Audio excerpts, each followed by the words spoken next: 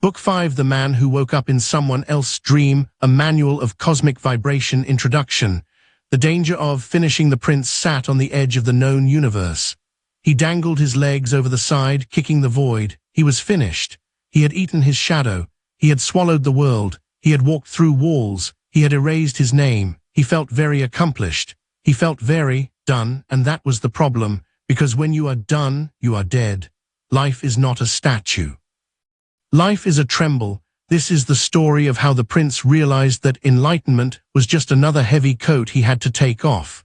Chapter 1. The Man Who Measured the Nothing. Anybody sat in the void. He felt very holy. I am the silence, he thought. I am the peace. He held his breath to keep the peace perfect. You are noisy, said a voice.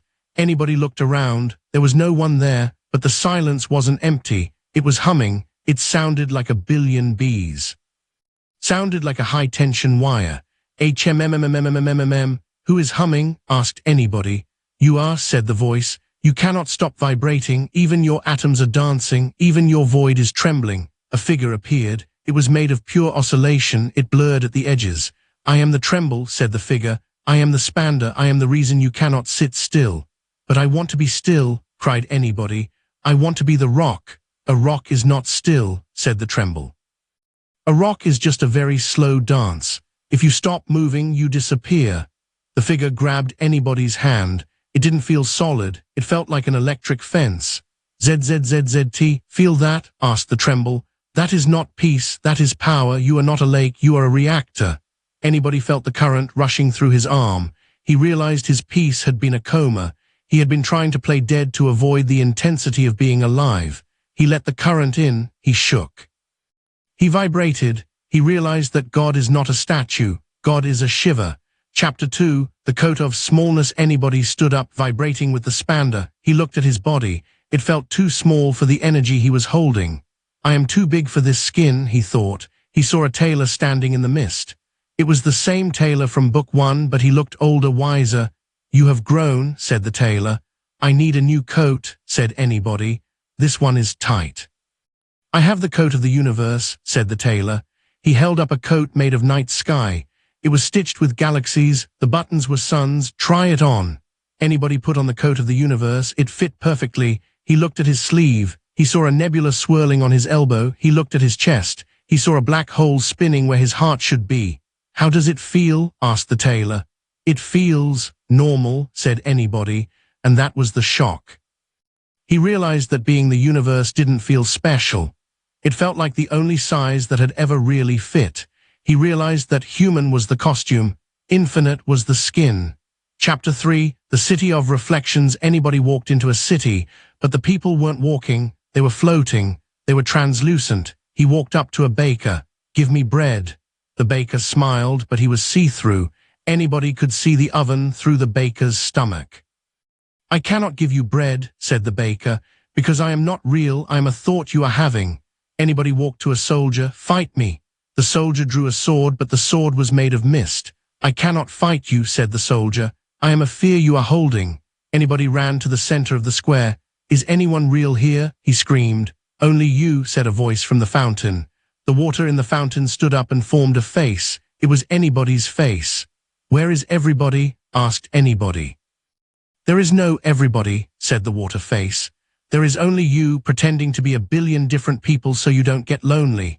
The baker is your hunger. The soldier is your anger. The lover is your desire. You are the dreamer walking inside his own skull. Anybody looked at the translucent city. He felt a wave of terrifying loneliness. If I am alone, he whispered, then who am I talking to?